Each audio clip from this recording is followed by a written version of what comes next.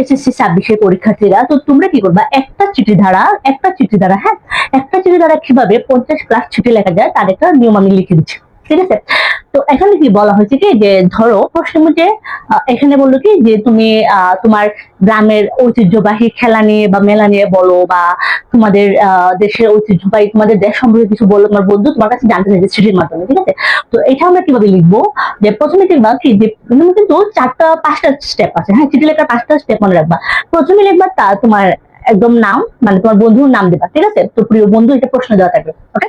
তারপরে লিখবা কি, যে প্রথমে আমার ভালোবাসা, আন্তরিক শুভেচ্ছা ও ভালোবাসা নিও, আশা করি তুমি সৃষ্টিকর্তার রহমতে ভালো আছো, এগুলো লিখবা এক স্টেপে।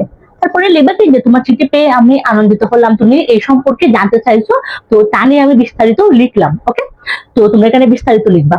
লেখার পরে তো লিখবা কি, যে আছাড় নয়, তোমার মা বাবাকে আমার সালাম দিও লিখে, তারপর এখানে দেবা ইতি, তোমার বন্ধুর নামটা যে দেওয়া থাকবে, ঠিক আছে। তারপর একটা মানে কি স্কাম বানাবা, তো এখানে ডাক টিকিট লিখবা, ডাক টিকিট লিখবা, এবং দেখি প্রেরক এবং পাপক। প্রেরকটা ছিল তোমার নাম, প্রেরকটা সবসময় নিচে দেওয়া থাকে, ঠিক আছে, তোমার নাম, ওকে। এখানে লিখবা তোমার নাম, এরপরে তোমার নামটা সবসময় এখানে নিচে দেওয়া থাকবে, তো এখানে এবার তোমার নাম দিবা এবং তোমার ঠিকানা দিবা, এবং কি উপরে কি দিবা, তোমার বন্ধুর নাম ও বন্ধুর ঠিকানা, যা আমি একটা এক্সাম্পলে দেখিয়ে দিচ্ছি খাতার মধ্যে লিখে, ওকে।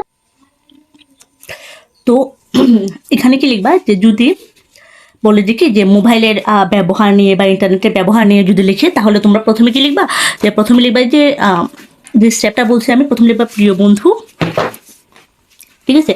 বিশেষ করে এক পেজে লেখা শুরু করবা এবং এক পেজে শেষ করে ফেলবা। তো এখানে লিখবা যে কি প্রিয় বন্ধু, তারপর কি করবা, যে প্রথমে আমার আন্তরিক শুভেচ্ছা ও ভালোবাসা নিয়ে, আশা করি তুমি ভালো আছো, সৃষ্টিকর্তার রহমতে, এগুলো লিখবা, ঠিক আছে। তারপরে লিখবা এখানে কি লিখবা, যে তোমার চিঠি পেয়ে আনন্দিত হয়েছি, তুমি যে বিষয়টা আসবে ওই বিষয়ের নাম লিখবা, ওই বিষয়ের নাম লিখবে, যে এই সম্পর্কে তুমি জানতে চাচ্ছ, তো আজ আমি তোমাকে এই বিষয় সম্পর্কে বলবো, বিস্তারিত বলবো। তারপরে এখানে বিষয় বলবা, বিষয় যদি এখানে যদি থাকে যে কি, যে গুরুত্ব নিয়ে বা মোবাইল ফোন দিয়ে আমরা কিভাবে ভালো ব্যবহার করতে পারি বা কিভাবে খারাপ ব্যবহার করতে পারি, যদি পজিটিভ দিক এদিকে লিখবা, পজিটিভ দিক লিখবা এইদিকে, এবং নেগেটিভ দিক লিখবা এদিকে, ঠিক আছে।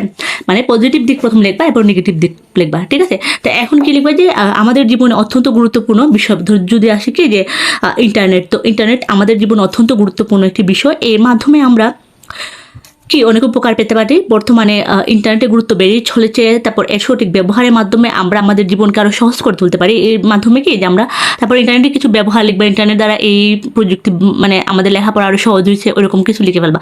তারপরে এর নৈতিবাচক কিছু দিক লিখবা, হ্যাঁ, আমাদের অতিরিক্ত ইন্টারনেট ব্যবহারের ফলে আমরা কি, মানে এর স্বাভাবিক জীবনে মানে হারিয়ে যাচ্ছে, বা এরকম লিখবা। অতিরিক্ত কিছু লিখবা, যে আমি বিভিন্ন সমস্যার সম্মুখীন হচ্ছি, প্রায় অনেকের ইন্টারনেট ব্যবহারের ফলে চোখের সমস্যা হচ্ছে, আমরা নিজে ভাবার কোনো কিছু মানে নিজে ভেবে কোনো কাজ করতে পারতেছি না, যেটা আমরা ইন্টারনেটের উপর নির্ভরশীল হয়ে পড়তেছি, ওইভাবে লিখবা, ওইখানে নেগেটিভ দিক লিখবা।